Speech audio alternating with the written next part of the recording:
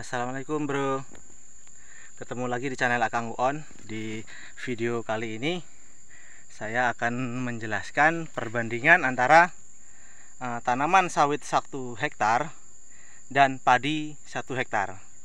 Nah ini mengapa saya terasa ngos-ngosan nih, karena kita sedang berada di kebun sambil metik sawit. Saya coba bikin video nih tentang perbandingan sawit 1 hektar dan hasil padi 1 hektar.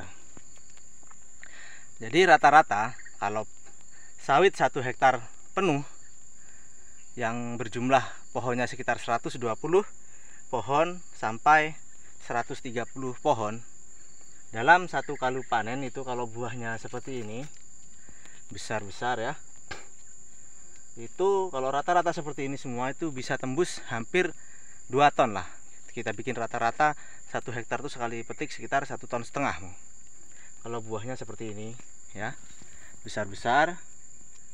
Nah, walaupun dia baru keluar tapi udah besar, ini bisa tembus rata-rata satu kali petik sekitar 1,5 ton dalam 1 hektar. Dikali harga sekarang kalau kita di tingkat pengepul itu 1.700 per hari ini, 26 Oktober ya 2022. Jadi kalau dikalikan dengan 1,5 ton dikali 1.700 bisa hampir 3 jutaan lah ya, atau sekitar 3 jutaan kurang lebihnya dalam sekali petik. Kalau 1,5 ton dikalikan 17 atau 1.700 berarti sekitar 2 juta sekian, hampir 3 juta tapi nggak sampai 3 juta ya.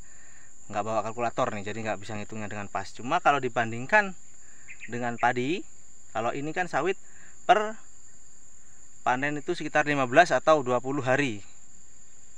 Sementara kalau padi itu panennya paling cepat 3 bulan atau 4 bulan. Katakanlah setahun 2 kali, berarti 6 bulan dari tabur bibit sampai panen. Dalam ini per 15 hari bisa dibilang 2 juta lah kita rata-rata satu hektar. 15 hari dalam 1 bulan 2 kali panen, berarti berapa? 4 juta. 4 juta itu 2 kali panen. Kalau dikalikan dengan umur padi yang 6 bulan atau 1 tahun 2 kali panen, berarti 6 bulan 12 kali panen. 12 kali 2 juta berapa? 24 juta dalam 1 hektar. 1 hektar sawit bisa tembus 24 juta kalau seperti ini semua. Tapi punya saya ini cuma ada berapa batang nih, nggak banyak. Nah, itulah unggulnya sawit. Dalam 1 hektar 12 kali panen bisa tembus 24 juta, atau kita bikin rendah-rendahnya aja lah 20 juta. Itu 1 kali panen, 1 kali musim perputaran panen padi atau sekitar 6 bulan. Sementara kalau padi bisa juga tembus segitu.